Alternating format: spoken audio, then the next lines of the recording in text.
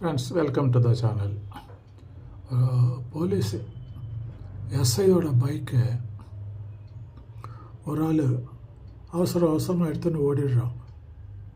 அதுக்கப்புறம் அடுத்த நாள் காலையில் அந்த பைக்கு கொண்டு வந்து எஸ்ஐ வீட்டு வாசல்லவே வச்சுடுவோம். சர்வீஸ் எல்லாம் பண்ணி பல நீட்டு அதில் ஒரு கவரு, அந்த கவருக்குள்ள ஒரு லெட்டரு, ஒரு 2 சினிமா டிக்கெட்டு, பாப்கார்ன் சாப்பிட்றதுக்காக ஒரு 100 ரூபா அந்த கவருக்குள்ளே வச்சு மொத்தமாக அந்த பைக்கு ஹேண்டில் கிட்ட வச்சுட்டு போயிடுவோம்.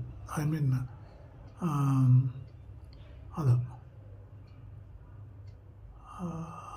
ஸோ அது எஸ்ஐ எடுத்து பார்த்து படிக்கிறாரு. அதுக்கப்புறம் என்ன நடக்கிறதுன்றது டிவி பாருங்கள். Request, please like, share and subscribe. Support us. என்னடா இதான் பைக். சார், இங்க பைக் எடுத்துட்டு போறான். டேய் டேய் டேய், திருட்டு பயல. என்னது? எஸ்ஐ பைக்கே ஆட்டைய போட்டு போறான். யார் அவன்?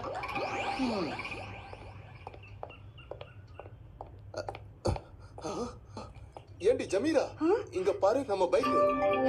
இன்ஷா அல்லாஹ். இது எப்படி இங்க வந்தது? உனக்கு திருப்பி கிடைச்சத கவலையா? என்னோட பைக்குன்னு தெரிஞ்சதும் திருடன் தானா பயந்து கொண்டு இங்க வச்சிருப்பான். ஏதோ கவர் வச்சிருக்கான்.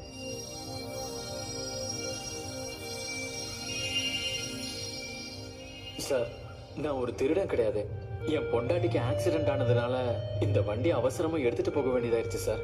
அப்படி உங்க வண்டி எடுத்துட்டு போனதுனாலதான் என் பொண்டாட்டியை காப்பாற்ற முடிஞ்சது சார்.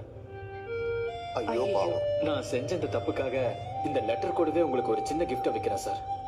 நீங்க செகண்ட் ஷோ போய் படம் பார்க்கறதுக்கு 2 டிக்கெட், பாப்கார்ன் வாங்கறதுக்கு 100 ரூபாவும் வச்சிருக்கேன் சார். ஐயோ ரொம்ப பாவம்.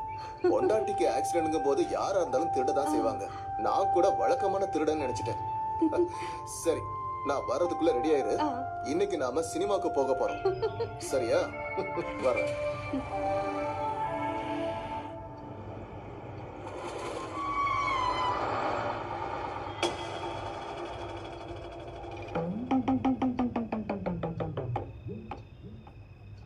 எஸ்சியோட வீடு எப்படி இருக்கு?